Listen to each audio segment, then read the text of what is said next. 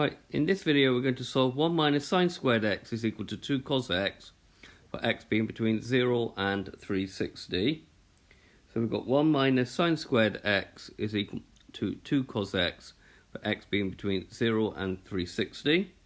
So we're going to try and make all the variables in terms of cos. So we're going to replace this one here. We know that sine squared x plus cos squared x is equal to 1. Therefore, sine squared x is 1 minus cos squared x. So we're now going to write 1. Instead of sine squared x, we're now going to write 1 minus cos squared x. Making sure that we keep it in brackets because we had a minus sign in front. Is equal to 2 cos x. Now removing the brackets, we're going to get 1 minus 1. Minus times a minus makes plus. Cos squared x is equal to 2 cos x. The 1 and the minus 1 will cancel out.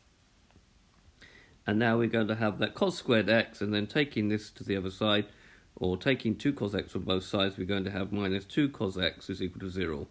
We now factorise this, so the common factor is cos x, and we're left with cos x minus 2 is equal to 0.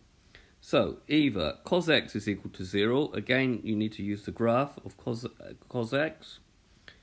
So sketching a graph of cos x, it looks like that. You need just to learn these graphs.